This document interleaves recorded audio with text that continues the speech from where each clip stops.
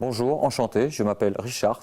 Je viens vous parler d'un sentier land art que j'ai créé sur Lavelanet, petite ville d'Ariège, sympathique, où les journalistes sont incapables de vous interviewer parce qu'elles sont mortes de rire, mais c'est pas grave, je vais prendre l'initiative de vous parler. Le sentier part depuis la mosquée de Lavelanet, au bout de la rue Sainte-Ruffine, et finit dans les vestiges de la chapelle de Sainte-Ruffine, en haut, à l'oratoire, là-haut, à l'oratoire Sainte-Ruffine. J'ai pris l'initiative de faire ce chemin land art suite au passage d'une pelle araignée qui a installé un poteau relais pour les caméras de surveillance de Lavelanet et qu'on fait apparaître toutes sortes de calcaires du plan Thorel, des cristaux de roche, dont dolomite, calcite, différents fossiles.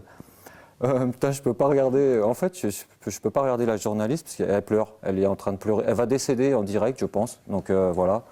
Qu'est-ce que je peux vous dire de plus? Je suis un ancien bénévole de Sainte-Ruffine. J'ai participé aux travaux là-haut et vu que dans pas longtemps je devrais travailler, j'en profite pour passer le relais.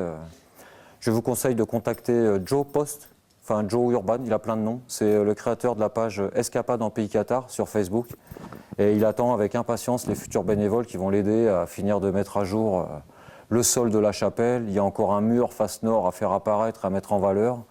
Il y a plein de murs à nettoyer, à continuer de nettoyer. Il y a encore des tonnes de pierres à bouger. Il va falloir des gens pour tondre à partir du printemps, des gens pour nettoyer les ronces. Je parlais de land art. Le land art, en fait, c'est même pas censé faire rire, en fait. C'est un truc...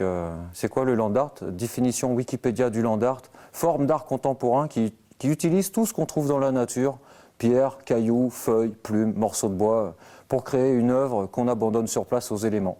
Le land art est donc la forme d'art éphémère par excellence.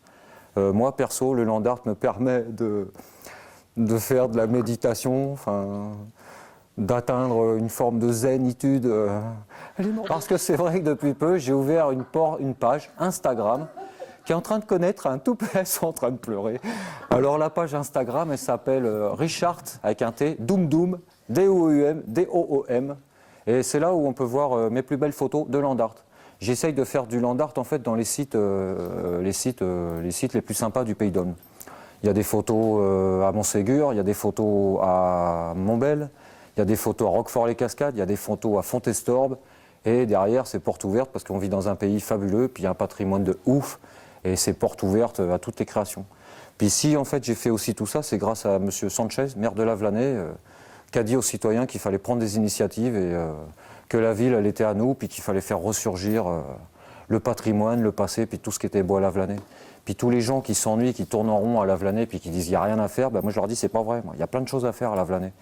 Déjà là-haut, il y a plein de cailloux à bouger, puis partout, il y a plein de chemins à nettoyer, et voilà.